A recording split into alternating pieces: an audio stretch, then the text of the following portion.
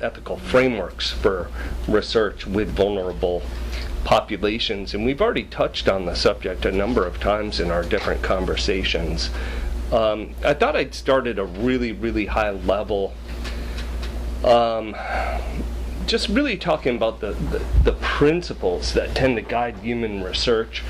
And I'm sure you're all familiar with the Belmont principles, the respect for persons, which the way they framed it, a lot of people would say really emphasizes the principle of autonomy, self-determination, beneficence, non-maleficence, justice. And of course, the real hard work is often fleshing out what do these mean in this context with this community. And I think a lot of Celia's work with goodness of fit is a great illustration of the need to take these high-level principles and specify them in these concrete projects that you do. And finally, relationality, which again, I think that some of Celia's work really early on was getting at this importance, of not just autonomy, but of relationships, the impact on communities, the idea that people exist in relationship. I mean, even as we were just talking about cure studies, the fact that people have partners and what's the impact on partners, and how do you deal with consent when some of these third parties, are going to be deeply, affected. So we don't talk about that enough within our research ethics frameworks. And then in this book, Ethics in Mental Health Research, which I've been promising to do a second edition on for about 5 years now. Celia's much better about updating than I am. Third edition. I like that idea. My excuse has been waiting for the update to the common rule. And so I love the feds delaying this because Oxford has to wait. But in that, I tried to make an argument that all of these principles are really forms of showing respect for people, and it's just respect for different aspects. So, autonomy is respect for the person insofar as they're rational and capable of being self-determining. And so obviously when you're a little kid and you're not that rational, or a newborn can't be at all really, we tend not to emphasize autonomy a whole lot, because it's really getting at respecting that aspect of us. And beneficence, a lot of us don't tend to think, people very committed to social justice do, but a lot of people don't think of strong ethical obligations to do good. But the fact is, we wouldn't even exist, any of us, if others weren't doing good for us. We are born unable to feed ourselves. We don't have any language skills. We only become who we are today because others gave a lot of care to us. Non-maleficence, we speak of particular populations as vulnerable, but we're all vulnerable to harm, and it's often shocking, right, when you find out how fragile people are. And then justice, this idea that we all may be different, but we're also equal in terms of fundamental human worth. And then finally, relationality, that again, we can't function except in relationship to others, much less flourish. So, I think just, again, to some extent, this is overcoming a mistaken notion of relativity in ethics. So, obviously there's this idea of goodness of fit speaks to a certain relativity. The ethics has to be adapted to the particular people and their context. But it is pointing to, as Ruth Macklin says, this growth in the principle of respecting humanity. I think all of these are getting at that fundamental respect for humanity. So in this session here, I wanted to look at our current practices in dealing with vulnerable populations, and I've already heard some complaints, about the current approach, which really tends to be you start by considering the population. There's this operative assumption that more protections are better, that we should play it safe in research. And safeguards are often based on just hunches or stereotypes, right? So, you know, we all know, like, David Festinger's work, and there's this sort of hunch or stereotype that paying people who use drugs is going to be coercive, that they're going to use it to buy drugs. And his work has been fantastic in dispelling a lot of these myths or hunches, you know, that are based on stereotypes. I think there's also this notion that IRB members, researchers, ethicists are the best people to determine which protections are needed. And the goal of assessing decisional capacity is largely to identify who should be excluded from research, you know, as opposed to quizzing to educate. And also this bias that special protections are just for vulnerable populations, right? So I'm going to challenge every single one of these, and you know, here just look at two different frameworks after looking at the regulatory requirements really briefly, and then evaluate these three things here. When are additional protections needed? How do we select them, and who receives them? All right. So I'll encourage you. I talked to Rama as to whether I should even bring slides or not, because I thought I'm happy to just have an unstructured discussion too. So I am definitely one where I'd say jump in, ask questions, let's engage and discuss. Otherwise, what I'll try to do is get through this stuff pretty quickly and then open it up. But either is fine with me. Celia put this slide up earlier, actually. You know, this is in our federal regulations that if you're doing research with vulnerable populations, you have to have additional protections. And what puts IRBs in a particularly tough position is, in contrast to Subpart D, right, it doesn't say which additional protections. So IRBs are scrambling, and we all know, you know, they've got a pretty long list of them. You know, I want to ask you, what do you think are some of the more common additional protections that IRBs maybe have asked you to use, and ask you, what do you think of them, and what do you think participants think of these? So I would say, best thing is worth using gift cards instead of cash. Yep. What do you think of that, and what do you think participants think of that?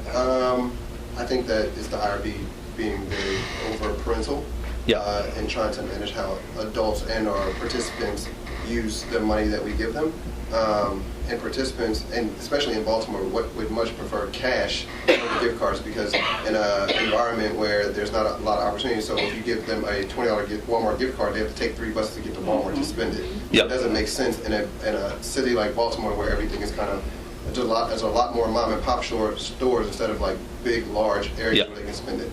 Yeah. And then with the Visa gift card, it's a $4.95 fee to activate it, so the $20 then becomes $15 and change. Yeah, that's great. That's great. What are other examples of additional protections that you're sometimes required to use? One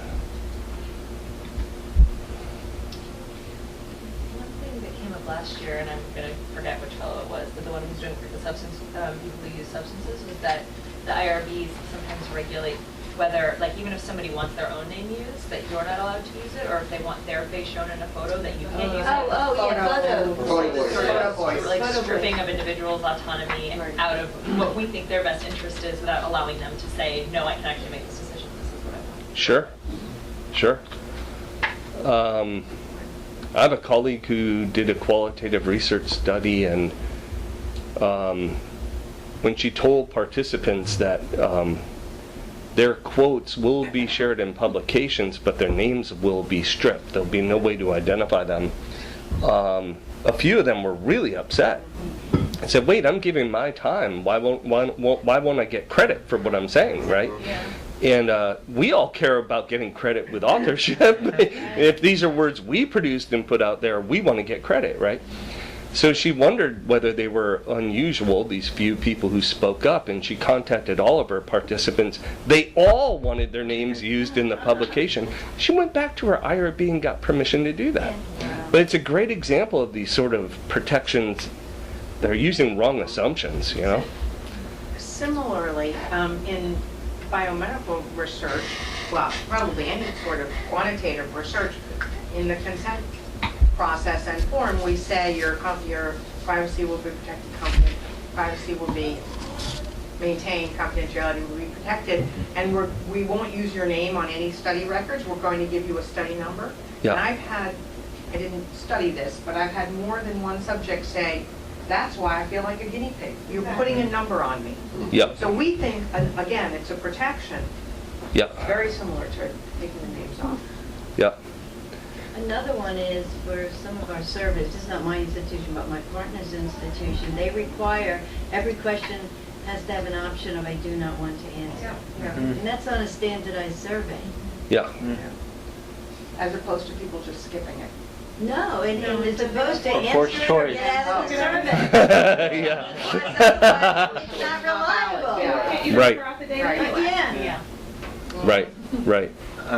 I do most of my work is with Spanish speakers, and so just because we're translating or doing a consent form in Spanish, the IRBs ask me for a validation test to make sure that they comprehend. So the assumption is just because they don't speak English that they need this extra time for comprehension, and you need to do more intensive work. And so that's kind of, I'm like, so I've been arguing, no, just because you speak another language doesn't mean you can't comprehend.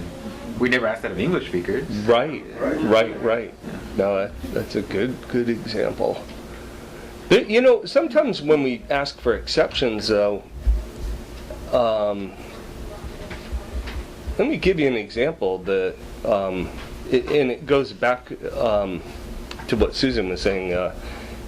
What related to that example, I've known researchers who've pushed to forego the signature on the consent form. As a way to, you know, really enhance confidentiality. But a couple weeks back, I was at this community advisory board for this big multi-site NIH study, and all the participants are black.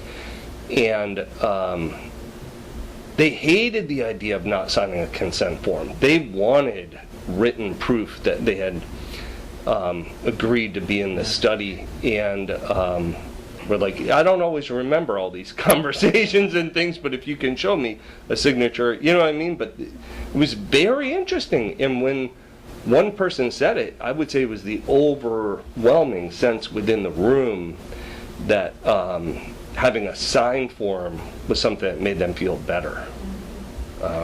Even, I can't quote the regulations off the top of my head, but the regulatory requirement allowance for waiver of documentation of consent, the first scenario in which the IRB is allowed to waive the requirement for documentation, for signed consent, not for waiving consent process, but for the documentation, is that if signing the consent form will put the subject in additional risk. We think about, you know, interpersonal violence, that kind of stuff. But, and I think it's either in the guidance or the regulation that says the subject will be asked if they want to sign it. So even though the IRB has waived the requirement for the signature, the subject still has the opportunity to sign it if he or she wants. One of the things I'm certainly guilty as a researcher is I feel like all of these protections were developed at the start of my career, and I've assumed that telling someone they don't have to sign, identifying somebody by their name, you know, by a number rather than their name, at the time I think were appreciated and relevant and matched the community, but I can't think of a study where I've ever gone back to the community and said, here's what I'm thinking of for consent protection or for protection. And it sounds like a lot of what you're saying is these things, people just accept, they sign, whatever, or don't sign or do whatever. But if we ask them, in fact, maybe it has changed where people would actually like to be documented that they were in a research study. And I'm so used to thinking nobody wants to be outed, right, in an HIV study, so we'll use a number. And maybe, you know, it needs to be revisited at the start of a study of what does the community want. And the IRBs, you know, we know what gets through an IRB, so that's great. So the interesting thing, like when you said the comment about people wanting to sign their name, as soon as you said that, I thought about like all this, you know, the skiggies, the blah blah. And I'm like, yeah, I can sort of like, well, I want some proof that I was in there, right. just in case you later. And you put it in writing for me, and I, So much of, oh, we'll take care of you. And I never thought about that before until.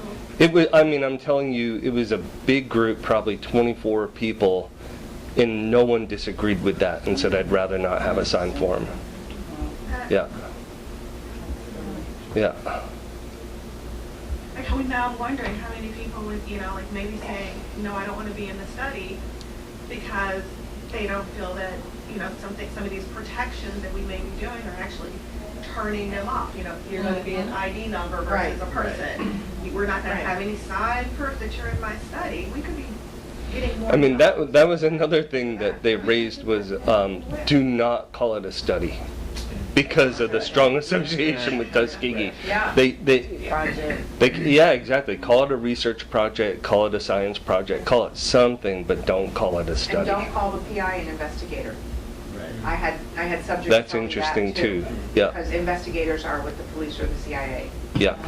So I've changed my language. Yeah. So what are you now? Yeah. What are you now? Researcher. I use the term researcher. I do use the term researcher because I think that's honest. Yeah. But I have completely gone away from investigator. Even when in my teaching public health students, I'll say PI, but when I don't say principal investigator or investigator, I say researcher. Yeah. But in the cure space, there's a trend to say everything's an experiment because we still aren't. It's experimental. Well, it is an experiment, and that's truthful. Yeah. It's an experiment. But some people say study, so. Yeah. We're having, and this is sort of the flip side of it, like even if we're doing an oral consent, if it's being digitally recorded, the IRB requires people to initial on the consent form that they allow the digital recording. Oh. So I'm sort of like, well, wait, the whole point of the oral consent was to have me sign it, so they didn't have to, and yet you're still requiring. So it's just a sort of funny, like, and I just gave up fighting because it was for this study, and I was like, I just want it through, like, whatever. And I was like, put whatever initials you want. You can put XXY, like, you know, but it was just sort of funny. Really, IRB? Like, why would you do this on an oral consent? Yeah. But again, most people don't care. But We used to have to get receipts for giving fees to subjects that we have to write X on it because we didn't want them to write their name. We do, but I signed it, which also seems even sketchier. It's like $50 from Morgan to Morgan. Like, but so far they're reimbursing me. So we moved to the claim card, and PIN is requiring social security numbers unless you. The what card? The claim card is a Visa card. Oh. A removable Visa card. Yeah, that's it. Right, the social security. Because of the amount. There's a problem. Yeah. So what we did to get around it is that there's usually every university has a threshold, so we created as different payments that are lead to different phases or anything like that. $9.99. And and it essentially keeps you under that limit. Right, but PIN says we're getting out of pocket here. PIN is saying that they could be in 3 research studies and you don't know about it, so I had to like contest for everything. I was very sure that these people were not going to be in other research studies. But even if they were, They'll be over the threshold for the taxing. Yeah. of them, or the The university. university has to report everybody that makes more than $600 in a year. Sorry. Yeah. That was actually, Celia, the first ethically speaking column I did was on this requirement of using social security numbers. Because it's usually, I think, seriously, in a lot of survey research, it's the biggest risk that someone's social security number could be leaked, and we are causing it. And it seems crazy to me. Well, in San Antonio, a lot of participants don't have a social security number. Yeah. They do. The issue we get into is them having to report to us they don't have a social security number. What that means is that we have to disclose certain information to the university to keep track of that. And apparently, our federal government has made, there's some rule that research participation, unless it's one of the X number of orphan diseases, is considered money. Yeah, So if you're like not earnings. employment, Yeah, like taxable earnings. You're Yeah. supposed to report it, because we've had some research participants who have called us and say, you know, we're having problems with our disability or whatever, they told us to report it. this is a good area for contacting senators and activism, because the change has got to be initiated at the level of the IRS. We make all kinds of exceptions, and it would be so easy to just create a rule that says payments for research participation are not taxable, and then we There was a rule, and they changed it. Who changed? The IRS? The IRS changed it. No, when?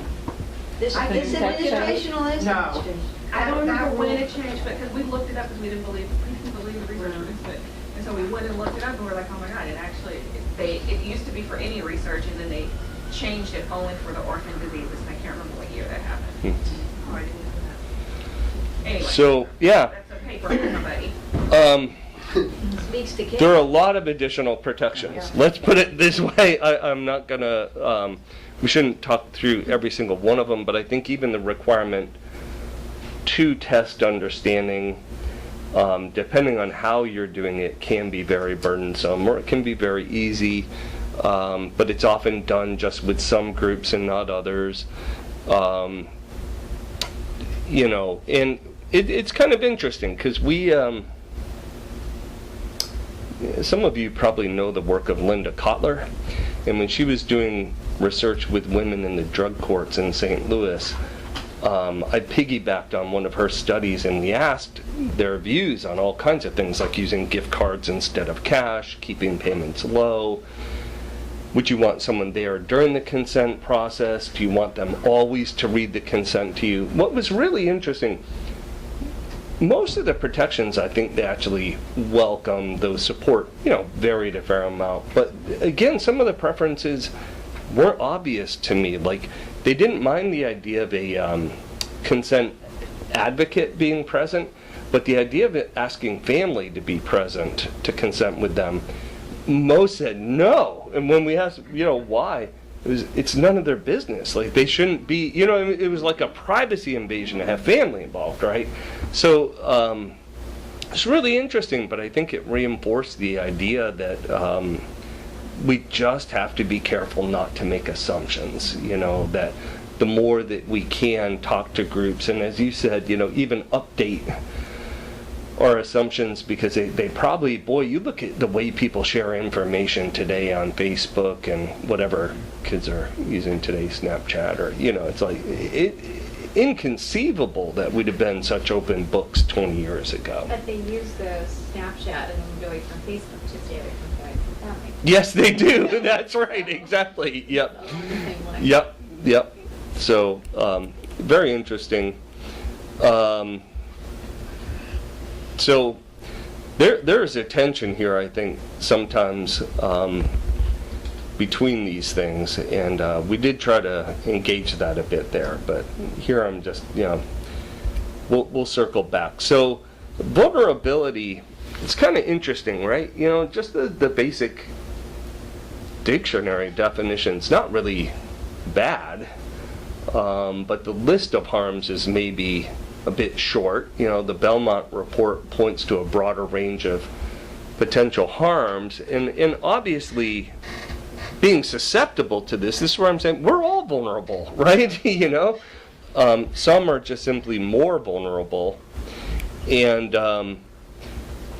here, this is one of the approaches to vulnerability that I think is worth considering a bit, that's different from our regulatory approach. So our regulatory approach says, basically you're vulnerable if you belong to certain groups, right?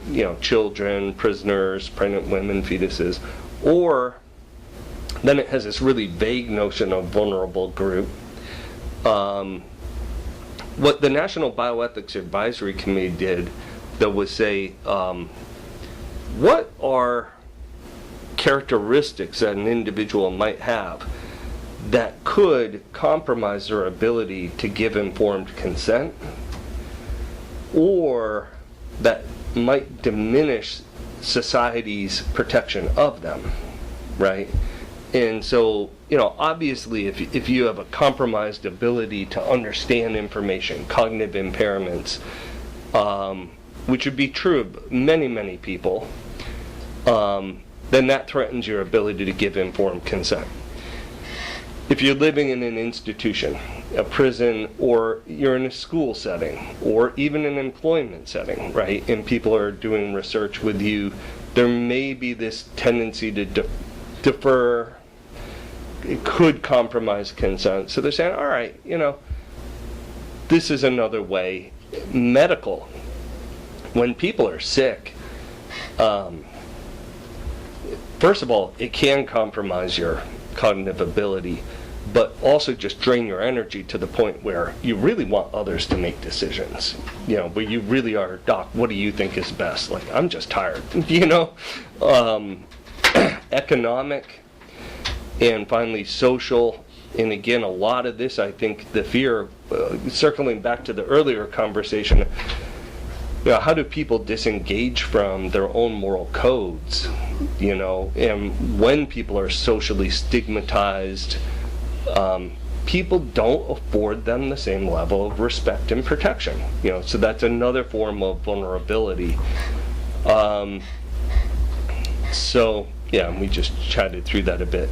So I wanted to illustrate this mostly with the example of assessing decisional capacity. And again, Celia highlighted some of this as to what it means to have capacity. It's not just understanding, but also appreciating how does it affect your particular life, your ability to do some basic reasoning, weighing risks and benefits, and the ability to express a relatively stable, clear, choice. These are the key elements of it. And this is one of the areas where I think IRBs are often most strict. So I think you mentioned using the UCSD. This is one of my favorite quick decisional capacity assessments. Is the GEST? Yes. Yep. That UBAC, and it's just 10 items scored 0 to 2, 0, 1, 2. I know it's hard to read this, but it's like, what is the purpose of the study that was just described to you? And if they can't say anything that's accurate about it, that's a 0. If they can say something accurate but not capture the full purpose, that's a 1. And then a 2 would be, they give you the example, this is a study of an investigational drug for memory, right? What makes you want to participate in this study, right? And again, 1, 2, 0, 1, 2. They've had fantastic validation of this measure. What I love about it, it's quick. It applies to any study, right? It's not using fake vignettes. So, the MacArthur tool takes 20 minutes. It's using fake vignettes. It's good for doing research on decisional capacity because it's standardized, right? So you can compare apples to apples across studies. But if you just want a quick and dirty assessment, do they get it? This is just great, I think, Although I've used this with adolescents, and the inter-item reliability was very low. Really? Yeah. Yep. But in a rater or inter-item? Inter-item.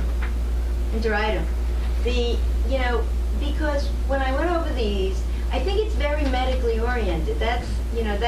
It's a specific type of study. So I think it's good for a very specific type of study in a specific type of population. But I also think what's interesting, I have found the MacArthur, which you just, and I just want to go into this because if you go to the slide before, there's informed, understanding, appreciation, reasoning, and expressing your choice.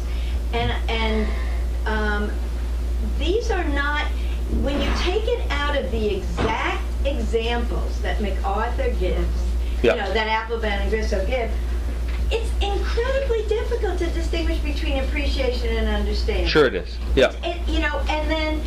And so it's the same thing with the GEST 0, 1, 2, where who decides what a partial answer is? Who decides what a full answer is? Let's say you have 3 components. Do you give it a score of 2 if they only, I'm really, these are the things that I'm grappled with on more sophisticated types of research. And the final thing, which we're going to be talking about in Primer, is what is a good reason? Yeah.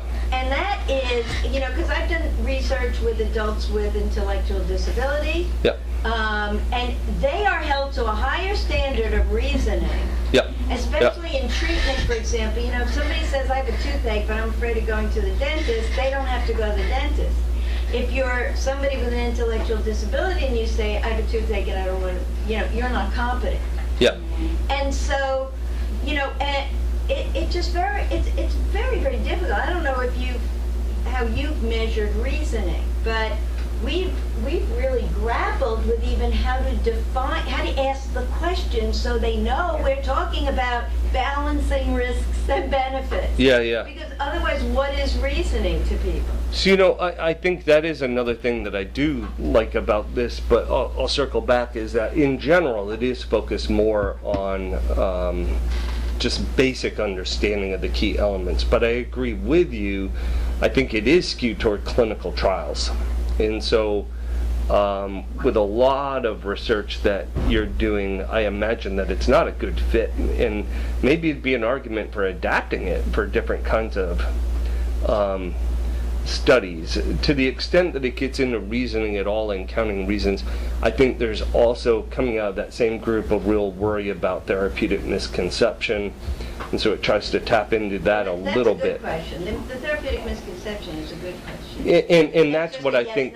Yeah, and I think they're trying to get at that. I think their emphasis on reasoning in this test is mostly aimed at avoiding therapeutic misconception. But again, that speaks to the bias toward clinical trials here. I guess the other thing too is, why are you given this, right? So I think for IRBs, a lot of times it's to say, well, if you fall below this threshold, which I think is a 14.5 on theirs, yeah, that's bizarrely specific. But then they don't let you consent. But if you use it more as just a simple consent enhancement tool, right? And I remember the year before you came, Celia, for that, we had a conference series on evidence-based research ethics and mental health.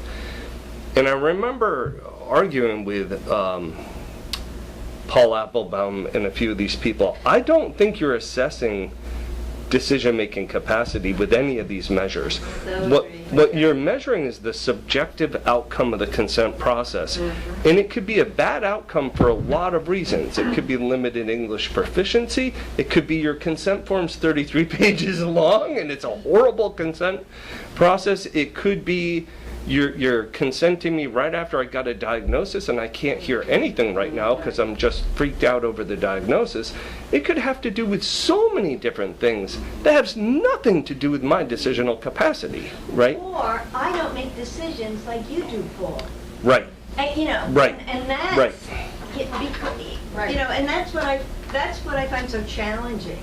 Yeah. In that it's our decision-making process that we're kind of that's how we do the 0, 1, 2. That's what I find so challenging, is that who decides what a But I guess what I'm getting at, definition between treatment and research for a typical individual. Yeah. You're coming in, you're randomizing me, or you're giving me something. I'm going to classes. I'm going to this. How do we? Have we already told them the difference between specifically research versus treatment? And what if their reason for doing the study is different than your reason for doing the study? That's right? what So what if the study is research on a treatment, right? But their reason for doing the study is the possibility of getting a treatment, right? They're not doing it because they want to answer. They're not reciting your 3 specific aims, which are your reasons for doing it. They're saying, there's a chance I'll get treatment, or I have a false belief that I will get better care if I do this, even though you've told me not to, but I still want to take that chance. You guys might think I'm a bad person for sharing this story, but just literally last week in my lab, we're about to do our very first study using an MTurk panel. So that's Amazon.com has this standing panel, and you offer a payment, and people look at surveys, and they can, all right. But okay, so here's the thing, right? Last time I was at SPSP, the Society for Personality Social Psychology, there were some vendors there that create survey panels, and one of them says, you know, we're so much more ethical than MTurk because we ensure that every survey is paying at least equivalent to the minimum wage. That stuck in my mind, and I thought, all right, ours is a half-hour survey. We're going to pay at least minimum wage. We're going to offer $4. And some of my younger staff members who do MTurk surveys for fun were like, that's crazy. You're going to be such an outlier. You are paying so much more than the average survey. Lord knows what's going to happen. Yeah, and even the MTurk people were like, that's really, really high for a 30-minute survey. But I'm like, what about social justice and minimum wage and all this, right? So we start talking about it more. And the way we finally settled it, I jumped on a blog of people who do a lot of MTurk surveys, and people were kind of talking about what they're paid, and I mean, I found this huge, long thread. And, you know, it turns out the majority of people are doing it more like just instead of playing video games. And it's sort of like if you played video games all week and at the end of the week someone gave you a $20 gift card, it'd be like, how cool, you know? But they're not doing it for a living, most of them. Right. And at the end, I still paid a little higher than average, but did drop the price. And it was just like a shift in my mind was, oh, if you're being paid, you think of it as wages and you think of it as to earn a living. But these payments are clearly serving some other role. You know what I mean? And which I don't fully understand. And, you know, it's similar. It's their decision making is not like my decision making. It's not. I was bringing a totally foreign decision making framework to MTurk. Yeah. It was just, you know. So I don't know. Well, and the other justice issue, I just want to point out that has bothered me, is that adults without any identifiable vulnerability never get tested on. Bingo. Yeah. You know, yeah. So we're getting back to who's the reasonable person? Who the heck knows? But the reasonable person ends up to be the researcher who's designing the study. That's exactly the problem with the reasonable person standard, right there, you summarized it. So by doing some of these quote-unquote protections and tests to ensure that people are being protected, we're putting the vulnerable population under A burden. under more of a burden. Right. Yep. A disparity. Yes. We are creating a disparity. Thinking about that. And Celia talked earlier about, is there a right to participate in trials when the trials would benefit the community? And I think there's a growing awareness that justice requires that you consider access to trials, not just protection from trials. Yeah. And you know, that's a huge shift. So a lot of decisional capacity testing is aimed at exclusion, not inclusion. So that's what I was going to say, though. You could use the test for a fundamentally different purpose, which is just to enhance consent, right? So, yeah, Friends of Research Institute, I think they have a simple true-false. You could use the UBAC also for educational purposes. Just where do we think you're not getting it? And the purpose is to educate, not exclude. Or to identify holes in your consent Exactly. process. Yep. Because if the same issue keeps That's coming up exactly for right. everybody, then Yep. it's the researcher's problem. That's not right. the subject's problem. Yep. Yep. It's a great point. In a recent study we did, you know, on oral prep versus injectable prep, when we asked an open-ended question of, you know, how will you be assigned to a condition, around 90% got it correct. I'm going to be randomly assigned, or first I'll be assigned to this, then I'll be assigned to that. But then when we asked them a multiple choice question about, will you be assigned to the treatment simply for research purposes, for what's best for you, or for what's best for research and what's best for you, the majority chose what's best for research and what's best for me. So, you know, it was, you know, so this was like they understood the language of random assignment and they could repeat it, but they didn't get, or the appreciation. That's what I was going to say, They yeah. were right. and on just, they would, you know, that would be wrong. In other words, were they correct? Because they are getting prepped no matter what. Well, and randomization is the best for research and the best for them, or just best for research. I mean, you don't know what. Yeah. So we don't like multiple choice questions. Yeah. Yeah. Well, but, yeah. So here, this is where I pose this question of, Be my criminal presentation. I have to make The original a person. presentation Oh, good. about how, against the reasonable person, what it means. So that, Go ahead, sorry. keep going, because this is also. I'm also against reasonable people. Yeah, right, So. reasonable people. Reasonable people do some bad. So using this is just one example of an additional protection, the screening for decisional capacity. Asking the question, really, as you said, it's too often driven by, oh, you belong to this population, therefore we're isolating this population, rather than the risk level deciding it. So, it's just showing, this is your standard sort of decision-making chart. You start with, is there a vulnerable population? If yes, you screen for decisional capacity. If they don't pass the test, they're out, right? It's used as screening to exclude. And if they're not belonging to a special population, you use the standard consent process. But when our group got together and we talked through this, we're like, well, that stigmatizes, doesn't it? So you look at the yellow comment boxes. There is stigmatizing, and there is even increasing burden then on the vulnerable populations. And then if you're using the standard consent process, you're going to miss lots of people with cognitive impairments, right?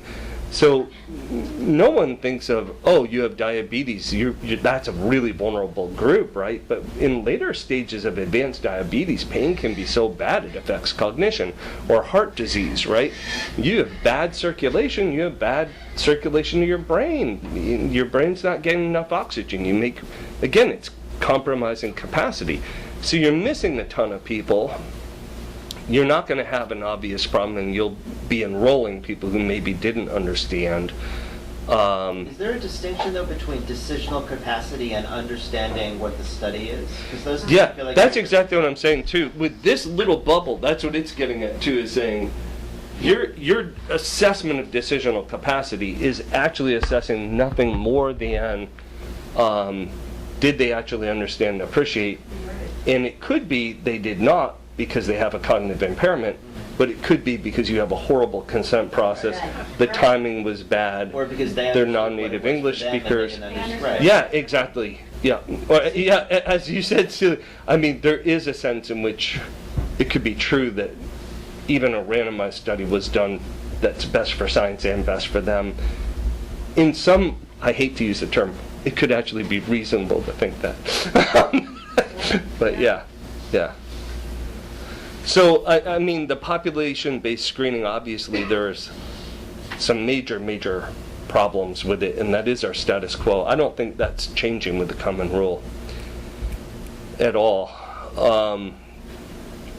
So, here are problems with doing research very differently with the vulnerable populations in terms of stigma. This we already talked about. Sure, there's a lot of psychiatric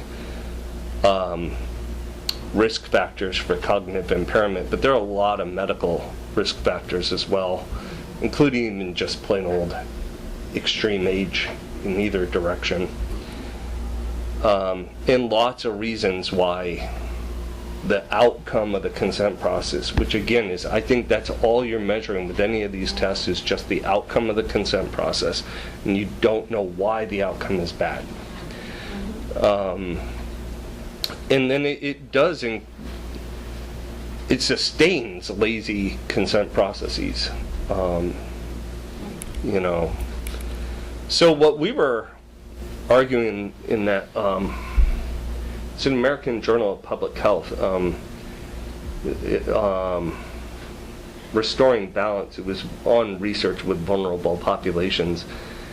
And, you can see the status quo, which we kind of started off with. We talked about that. How do we do things today?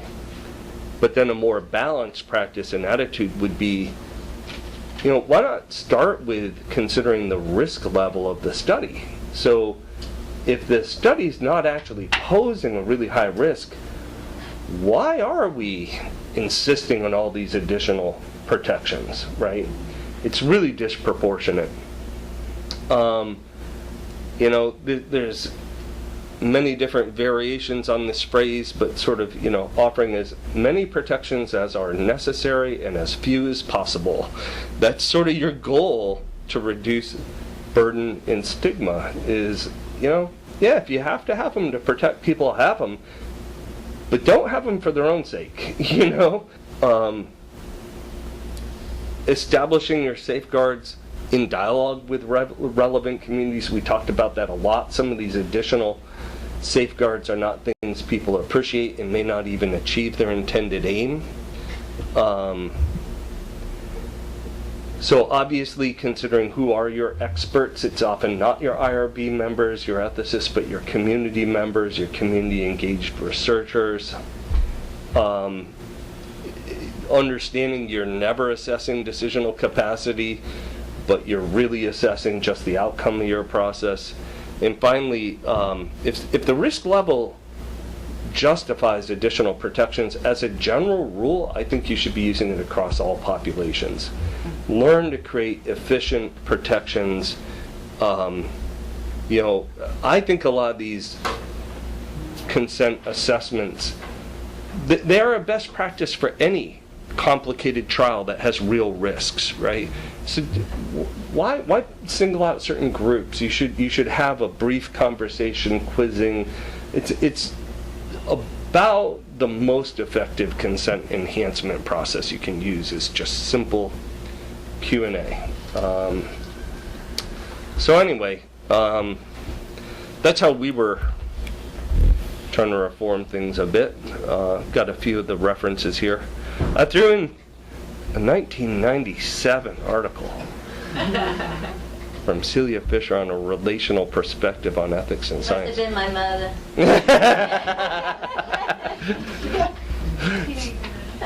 mother.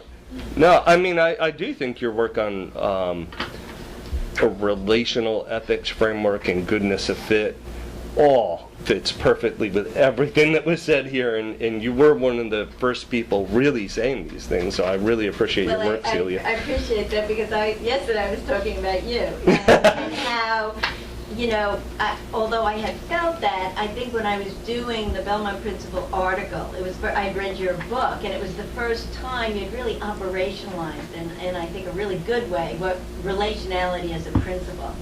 So. Can you Thanks. flesh out relationality just a little more? Maybe I missed what that brings to the argument. So just in terms of the Belmont principles, to a large extent, do focus on the individual as an isolated individual, you know, and I mean, for example, our regulatory framework doesn't do a good job with for example, we emphasize privacy so much. I'm going to give you a great example. It's compelling. I worked with some doctoral students who were doing work in Sri Lanka on patient-physician relationships or patient-healer relationships. So they were looking at like Buddhist healers, traditional allopathic medicine, and Ayurvedic medicine. And at first, their IRB had said, you need to do these interviews one-on-one, this is health information, etc. And they had an interpreter, and they were getting horrible information. It's just horrible. And they realized these people never talked about their health without their family present. And they finally changed their protocol. They got permission, and they said basically the participants can have anyone present who they want.